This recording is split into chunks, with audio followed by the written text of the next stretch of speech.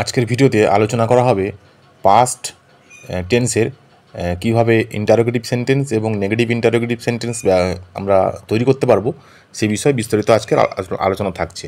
তো এর আগের ভিডিওতে আমরা এই পাস্ট টেন্সের উপরে কী করে অ্যাফারমেটিভ সেন্টেন্স এবং নেগেটিভ সেন্টেন্স গঠন করা হয় সে বিষয়ে আলোচনা করা হয়েছে। তো তোমরা আগের ভিডিওটি দেখে নিও। তো টেন্স সম্পর্কিত বাকি অন্যান্য ভিডিওগুলো তোমরা প্লেলিস্ট থেকে অবশ্যই দেখে নিও, যাতে তোমরা খুব উপকৃত হতে পারবে। তো চলো ভিডিওটি আজকে থেকে শুরু করি। দেখো, আজকের ক্লাস হচ্ছে পাস্ট ইনডিফিনাইট টেন্স আমাদের চলছিল, তো সেটা হচ্ছে ইন্টারোগেটিভ সেন্টেন্স অর্থাৎ প্রশ্নসূচক বাক্য। ঠিক আছে, আগের আমরা ভিডিওতে দেখেছি যে অ্যাফারমেটিভ এবং নেগেটিভ কী করে করতে হয় পাস্ট ইনডিফিনাইট টেন্সের। তো আগের ভিডিওতে আছে, তোমরা যারা দেখোনি সেটা আগে দেখে নিও। ঠিক আছে, এরপরে আমরা আজকে শিখবো ইন্টারোগেটিভ সেন্টেন্স অর্থাৎ প্রশ্নবোধক বাক্যের পাস্ট ইনডিফিনাইট টেন্সের প্রশ্নবোধক বাক্য কী করে করতে হয়। ঠিক আছে, তো তোমরা এইখান থেকে একটু সেন্টেন্সগুলো দেখো, কারণ কি এটা একটু ডিস্টার্ব হয়ে গেছে কালি পড়ে। দেখো, এখান থেকে দেখো, বলছে তোমরা কি ভাত খেয়েছিলে। এখানে কতগুলো এক্সাম্পল দেওয়া আছে, তো এক্সাম্পলগুলো কী করে করা হয়েছে আগে আমরা দেখি, তারপরে আমরা বুঝতে পারবো নিয়মটা কী করে এখানে প্রয়োগ করা হয়েছে। ঠিক আছে, দেখো, তোমরা কি ভাত খেয়েছিলে।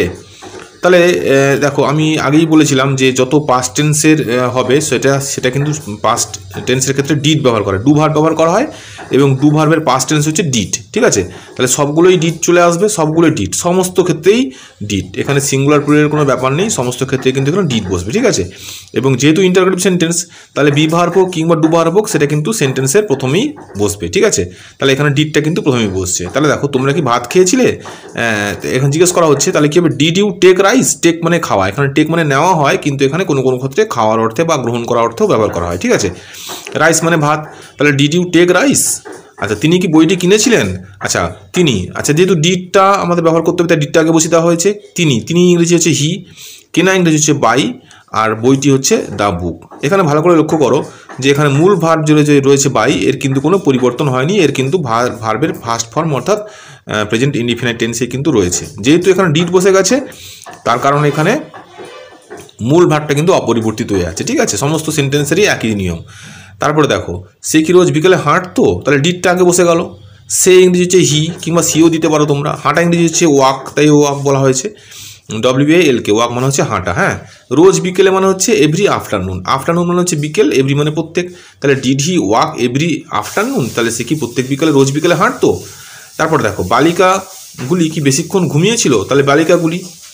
ডিড দ্য গার্লস, তাহলে দেখো এখানে হচ্ছে সিঙ্গুলার ফর্ম, অর্থাৎ হি হচ্ছে সিঙ্গুলার, একজনকে বোঝাচ্ছে, সেক্ষেত্রেও ডিড বসছে।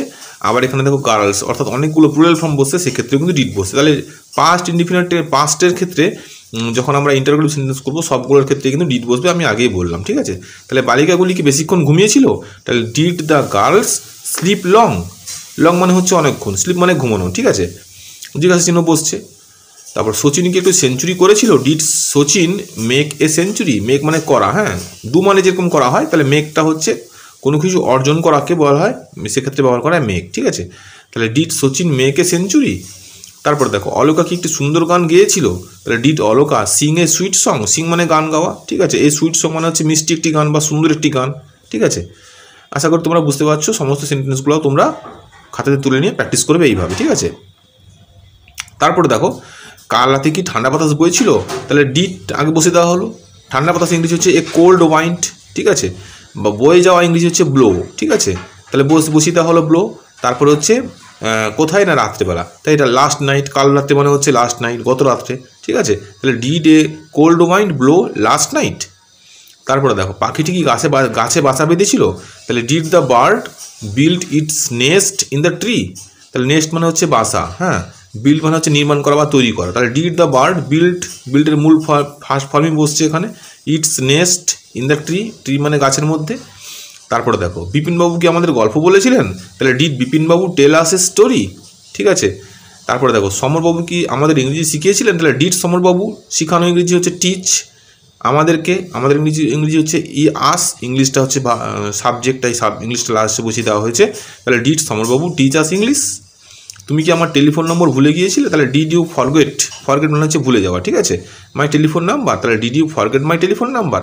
তাহলে আশা করি তোমরা বুঝতে পারলে যে সমস্ত ডিড দিয়ে কী করে পাস্ট টেন্সের ইন্টারোগেটিভ সেন্টেন্স গঠন করা যেতে পারে। ঠিক আছে, দেখো এখানে নিয়মটা ওখানে বলে দেওয়া হয়েছে। নিয়মটা কি বলছে, পাস্ট ইনডিফিনাইট টেন্সে ইন্টারোগেটিভ সেন্টেন্স তৈরি করতে হলে ডু অক্সিলারি ভার্বটির পাস্ট ফর্ম ডিড ভার্বকে প্রথমে বসাতে হয় এবং মূল ভার্বটি অপরিবর্তিত থাকে।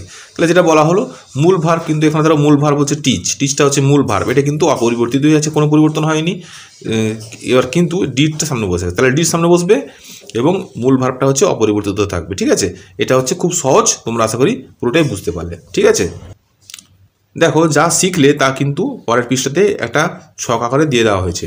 তাহলে দেখো প্রথমে হচ্ছে ডিড, তারপরে সাবজেক্ট বসবে, তারপরে মূল ভার্ব বসবে, তারপরে অবজেক্ট কিংবা কমপ্লিমেন্ট বসবে। ঠিক আছে, এটাকে বক্সের আকারে করে দেওয়া হয়েছে, বক্সের আকারে এভাবে করে দেওয়া হয়েছে যে প্রথমে অক্সিলারি ভার্ব বসে গেল, ডিড ডিড ডিড ডিড সব, তারপরে সাবজেক্ট বসে গেল, তারপরে মেন ভার্ব এখানে কিন্তু ফার্স্ট ফর্মেই থাকবে, তাই এখানে করে দেওয়া হয়েছে, আর বাকি যা যা আছে তাই কিন্তু এখানে বসে গেল। আশা করি তোমরা বুঝতে পারলে। ঠিক আছে, এবার দেখো সেই পাস্ট ইনডিফিনিট টেন্সেরই ইন্টারোগেটিভ রয়েছে কিন্তু নেগেটিভ রয়েছে। ঠিক আছে, কারণ নেগেটিভ কথার অর্থ হচ্ছে না বাচক। হ্যাঁ, তাহলে এখানে ডিড তো ইন্টারোগেটিভ আছে মানে কি ডিড বসবেই। ঠিক আছে, নেগেটিভ যেহেতু আছে তাহলে নেগেটিভের ক্ষেত্রে কিন্তু আমাদের নট একটা বসাতে হবে। তাহলে নটটা কোথায় বসাবো এবার ভালো করে তোমরা এক্সাম্পলগুলোকে ফলো করো।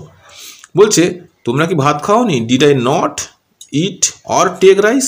তাহলে হয় ইট করতে পারো, ইট মানে খাওয়া, টেক মানেও খাওয়া হতে পারে, রাইস মানে ভাত। তাহলে ডিড আই নট, তাহলে দেখো ডিডটা প্রথমে বসে গেল, তারপরে বসবে সাবজেক্ট, সেটা প্রোনাউন হতে পারে বা নাউন হতে পারে, তারপরে বসবে নট। হ্যাঁ, তারপরে ইট, তারপর বাকি যা আছে।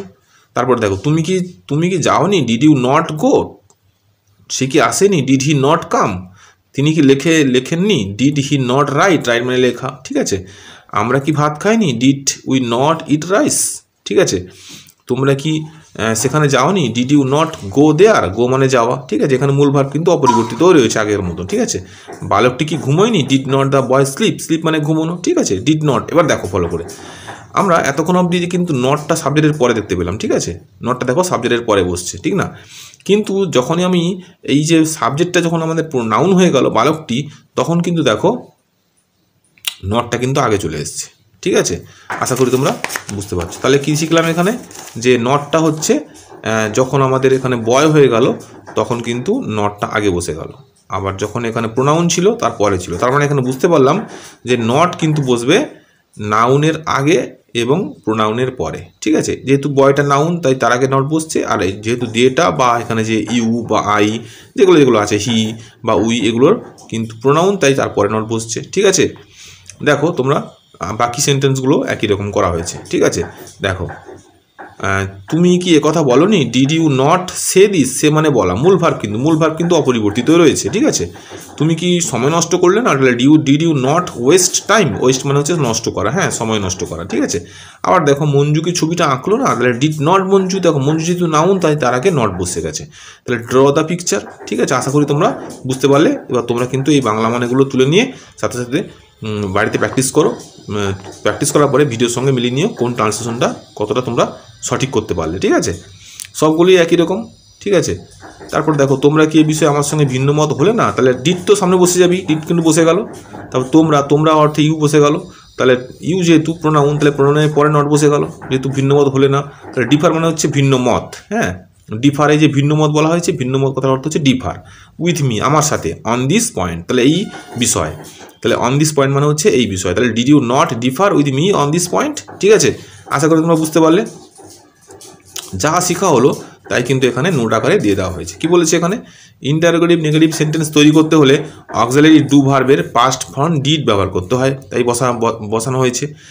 এরপর সাবজেক্ট, তারপরে নট বসাতে হয়, এরপরে মূল ভার্বটি অপরিবর্তিত অবস্থায় বসে, সবশেষে অবজেক্ট বা অন্যান্য পরিপূরক থাকে তা বসে। ঠিক আছে, যা এখানে বলা হলো তাই এখানে ছকের আকারে দেখিয়ে দেওয়া হয়েছে। দেখো প্রথমে ডিড, তারপরে সাবজেক্ট প্লাস নট, তারপরে মেন ভার্ব, তারপরে অবজেক্ট এবং কমপ্লিমেন্ট। সাবজেক্ট যদি তোমার নাউন হয় তাহলে কিন্তু নটটা নাউনের পরেই বসে, নাউনের আগে বসে। ঠিক আছে, তা দেখো অক্সিলারি দিয়ে দেওয়া হয়েছে, এই যে সবগুলো ডিড প্রথমে বসে গেল, তারপরে সাবজেক্ট কোথায় বসবে না প্রোনাউনের পরে বসবে, তখন ইউটা হচ্ছে প্রোনাউন তারপরে বসছে, আর যতীনটা হচ্ছে নাউন তার আগে বসছে। এইটাই কিন্তু ভালো করে তোমরা মনে রাখবে। ঠিক আছে, তারপরে মূল ভার্ব যা আছে এবং অবজেক্ট বা কমপ্লিমেন্ট তাই এখানে করা হয়েছে। ঠিক আছে, তো দেখো ফ্রেন্ডস, আজকের ভিডিওটা তোমাদের এই যে পাস্ট টেন্সের উপরে ইন্টারোগেটিভ সেন্টেন্স এবং নেগেটিভ ইন্টারোগেটিভ রেডি করে দেওয়া হলো। তোমাদের কেমন লাগলো ভিডিওটা তোমরা অবশ্যই কমেন্ট করে জানিও।